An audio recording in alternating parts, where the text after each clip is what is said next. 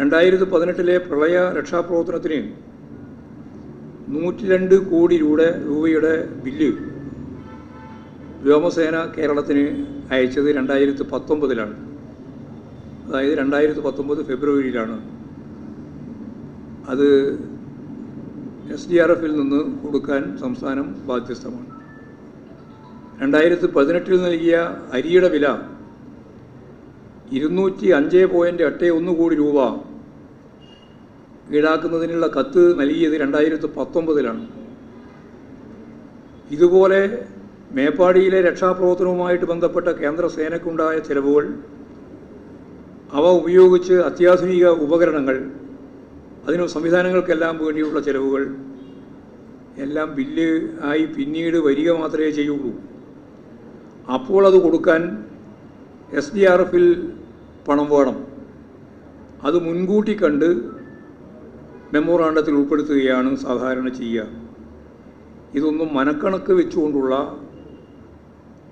അവലംബിച്ച കണക്കല്ല, ശാസ്ത്രീയമായ രീതികളാണ്. ഇതാദ്യമായല്ല മാധ്യമങ്ങൾ ഇവിധം ഇല്ലാ കഥകൾ മെനയുന്നത് എന്ന് പരിശോധിച്ചാൽ എല്ലാവർക്കും അറിയാം. മാധ്യമങ്ങളുടെ ക്രിമിനൽ വാസന വികൃതിയിൽപ്പെട്ട എത്രയോ ഉദാഹരണങ്ങൾ നമ്മുടെ മുമ്പിൽ ഇതിൻ്റെ ഭാഗമായിട്ട് കാണാനാവും. സർക്കാരിനെതിരെ മാത്രമല്ല, തങ്ങൾക്ക് ഹിതമില്ലാത്ത എല്ലാ രാഷ്ട്രീയത്തിനെതിരെയും വ്യക്തികൾക്കെതിരെയും നിരന്തരം ഇത്തരം അക്രമങ്ങൾ നടന്നു വരികയാണ്. സുതാര്യവും സുഗമവുമായി പ്രവർത്തിക്കുന്ന ഒരു സംവിധാനമാണ് മുഖ്യമന്ത്രിയുടെ ദുരിതാശ്വാസ നിധി. അതില്ലാതായാൽ പാവപ്പെട്ട ജനങ്ങൾക്ക് ചികിത്സാ സഹായം ഉൾപ്പെടെ രോഗബാധിതരുടെ ചികിത്സക്ക് എല്ലാം നൽകുന്ന സഹായം നൽകാനാവാത്ത സാഹചര്യം വരുമെന്നെല്ലാവർക്കും അറിയാം. അപ്പോൾ മാധ്യമങ്ങൾ അവരുടെ ഉത്തരവാദിത്വം നിർവഹിക്കാൻ തയ്യാറാവണം.